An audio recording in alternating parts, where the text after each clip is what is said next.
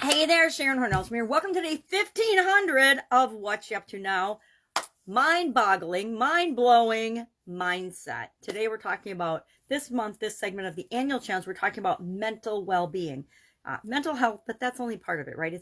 Today we talked about mindset on not on Supersize Your Business as part of the challenge. We talked about mindset. We talked about the 7 mindsets that if you adopt, they'll have a huge positive impact on your life. We talked about the 3 different kinds of mindset: abundance, growth, and positive. Now, of course, then the opposite of those are scarcity, negative, and stuck, stagnant, non-growth, right? What's the opposite of growth? Death, I guess. Mindset. And then we talked about, for Supersize Your Business, mind-blowing and mind-boggling, where they come from. Both are from the 1900s. Mind-boggling, the beginning of the 1900s. Mind-blowing from the 1960s, and the drug use of LSD and psychedelics and different drugs. So glad I didn't ever participate in any of that. So we talked about how that ties into growing and building our business. How do you surprise and delight and help your customers get the transformation they want, yet present that clearly, not in a confusing or overwhelming way? And that mind-boggling and mind-blowing can both be kind of used as either positives or negatives, depending on the context that they're being used in.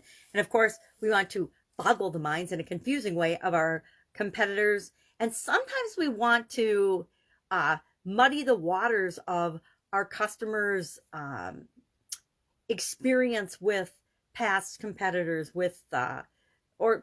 and sometimes we want clarity on that. It depends. From a marketing standpoint, there's lots of marketing strategies and techniques and hacks and things that people use on other people, and I don't like them. Personally, I don't like them. I'm like, be who you are.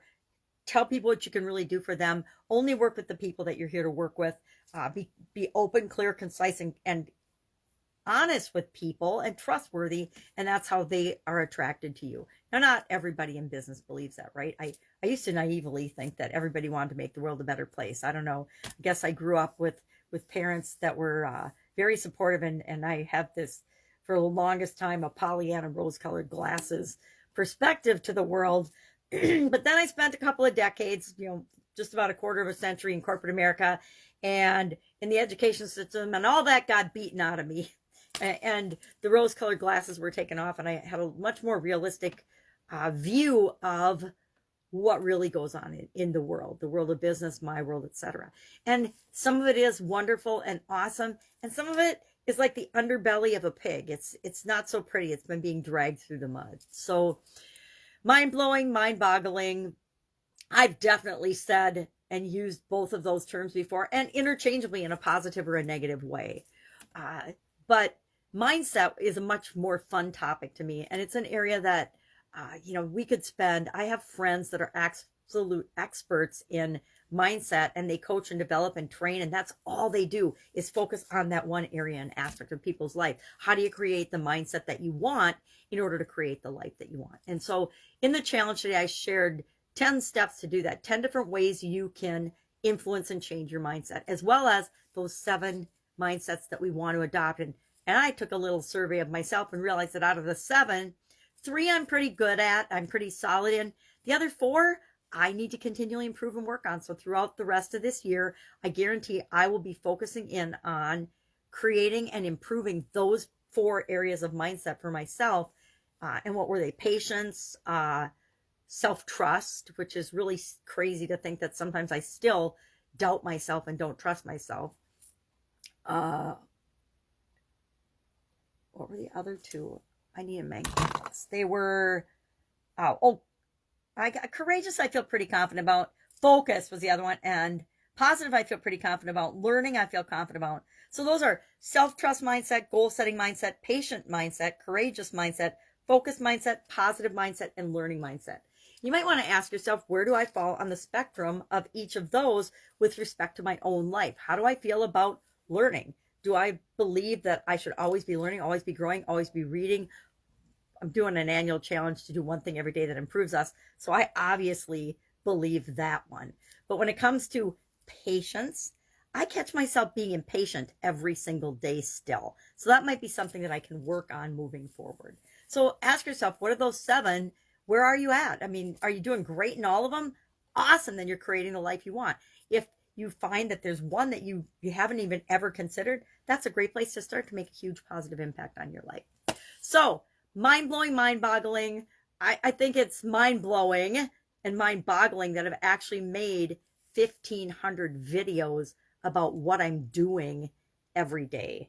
I think that's kind of mind-boggling and kind of creepy, but kind of funny.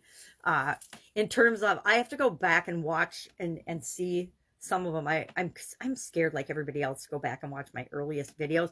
I suspect I haven't changed as much as I should have changed by now doing this many videos. I've actually done, I think, over 5,300 videos in the last few years. Depending on what I'm working on, I do videos every day, and I've done videos every day with the exception of Christmas Day, December 2019. I did not do my videos that day because I had COVID. I was sick as a dog. And that's mean to say sick as a dog, but everybody knows what you mean when you say, God, I'm sick as a dog. They know that you're down and out and just not going to get anything done today. So it's a little mind-blowing to think that I've made that many videos, and what's the point of all of them? Sometimes, some days I wake up and I think, I don't want to make any videos today. I mean, we all feel that way. Some days we wake up in our lives and our businesses and we're like, I don't want to do anything today. I just want to float today and just be and exist. Other days, we wake up with a passion and a drive to do something or create something or move something forward in our life.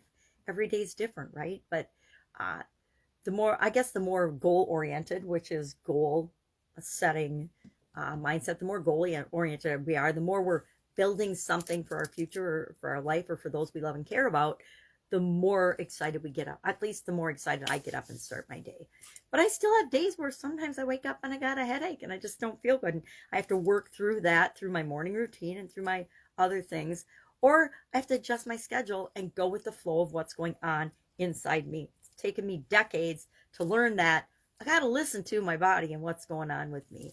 And some days I still block it out. And some things about my life and my health I still block out. But I'm getting better about that. So that's all I've got today. I'm catching up. I've got 3 different training things that are going on today, as well as the usual.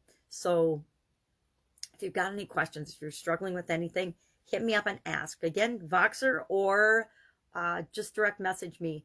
And I guarantee no matter what you're looking at, what you're facing, what you're doing, we can get you moving forward with the next thing you need to do right now. Not the 20 million things or the 500 things or the 18,000 things you need to do to make your $1 billion or your $1 million. But what do you do right? What do you need to do next right now? Because once we take that first step, the other steps start to appear. It's crazy. And a lot of people don't believe that. But my experience has been that as soon as I take an action toward what I want, everything opens up. The doors open, the world opens. I find the things I need. And that's why I laugh when I think that I don't trust myself sometimes. And the reason I say that I need to work on self-trust mindset is because in the past, I've made decisions and choices that weren't in my best interest, right? And I need to let those go. I learned from them. I definitely learned from them. And I make better choices and better decisions and things now. But I still, every once in a while, will catch myself remembering or beating myself up for that. And usually it's just an intuitive nudge that reminds me to get more information, dig deeper, find out more, try a different approach, etc. All right, have an awesome day. I'll be with you tomorrow.